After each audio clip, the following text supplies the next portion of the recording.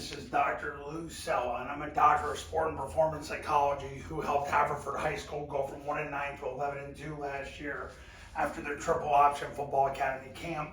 Scobie, Montana went from 2 wins to the state semifinals after becoming my client last year, and Quest in New Mexico won as many games as the previous 8 years combined after becoming my client last year.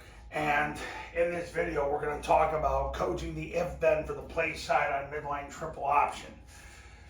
Coaching the Midline Triple Option, if you're going to do it the right way and leave no gray area, it's got to be specific, it's got to be deliberate, it's got to be intentional.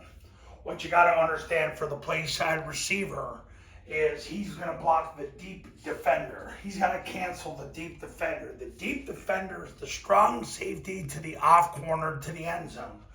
So if he gets a strong safety, he's got to cancel that player. He's got to get in front of him with his inside knee, inside knee to the crotch, inside hand to the stomach, 4-inch northbound steps from there. If there's no strong safety, he's got the off corner, which means he sprints up the field like a bat out of heck. When he gets a yard away from him, he slams his hands through him and then 4-inch northbound steps from there. Now, if there's no strong safety and there's no off corner, he would simply run to the end zone, because at that point, the corner would have to run with him. So if he gets a press corner and there's no strong safety, well, then he just gets off the jam, step, slap, rip, and run to the end zone, because the corner would have to run with him. Because if not, nobody's covering him. So the receiver's got the strong safety to the off corner to the end zone. Now, the A-back has to determine, number one, number two, the corner, and if there's any extra players. So he counts from a 2-tech out, identifies 1 and 2, and then identifies the corner.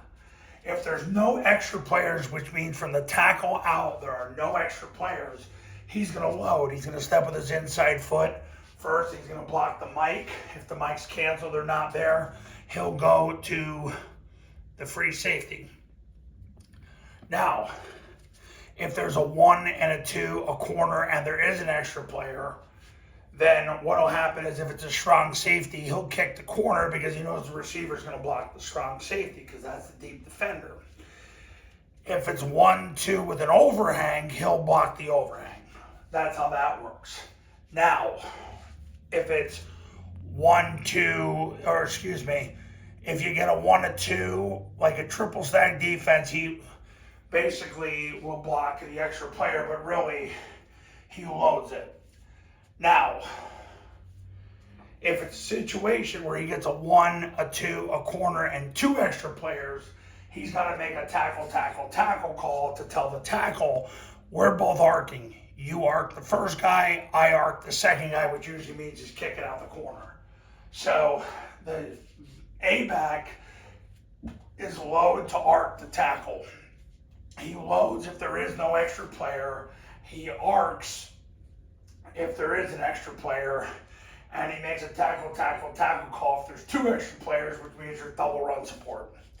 So, as I've said this in many videos, the Playside A-back has the most, he's got the biggest job at any assignment in the offense right here with the load, arc, and tackle schemes. The receiver just simply blocks the deep defender, which is the strong safety to the off corner to the end zone.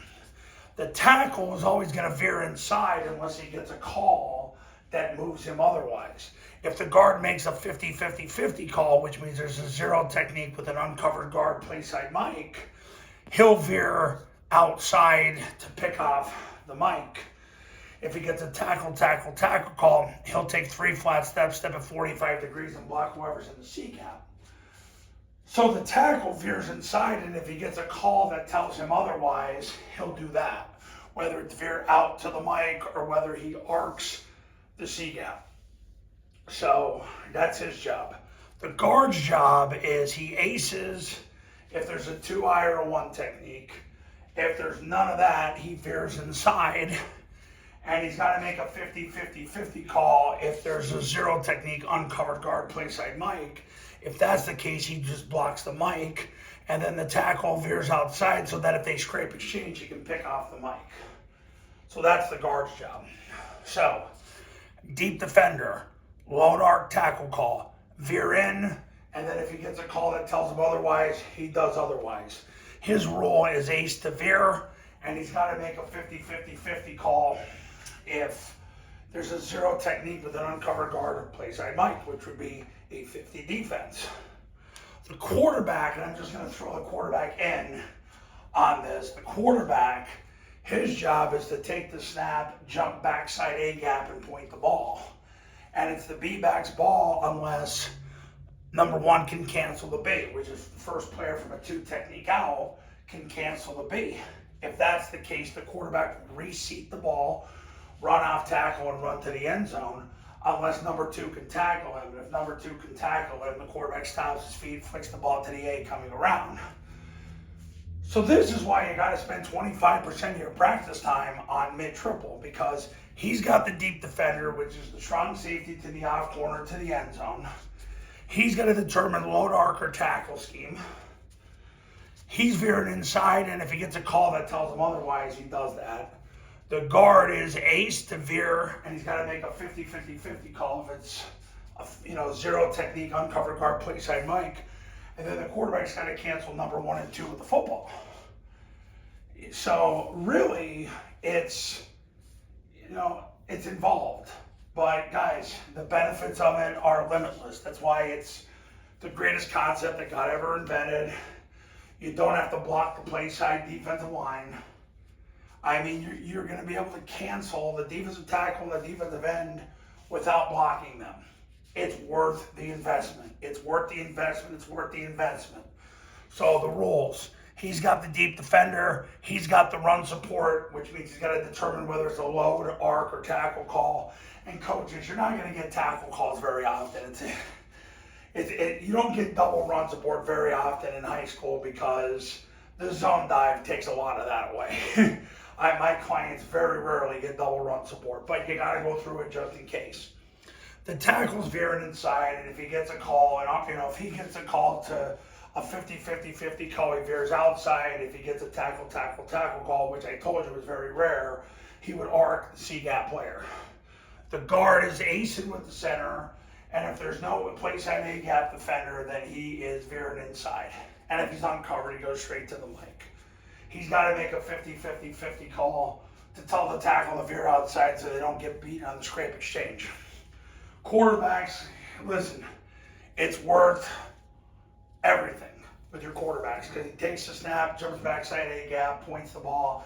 It's the B's ball. If one cancels the B, he reseats the ball, runs off tackle, runs to the end zone. Then if two can tackle him, he stops his feet, flicks the ball across his pec to the A coming around. It's always worth the investment. It's going to be about 25% of your practice time, and that's okay. Because when you don't have to block the D tackle and the D end, you can thrive. Because you're going to go from triple teaming the D tackle to not blocking them at all.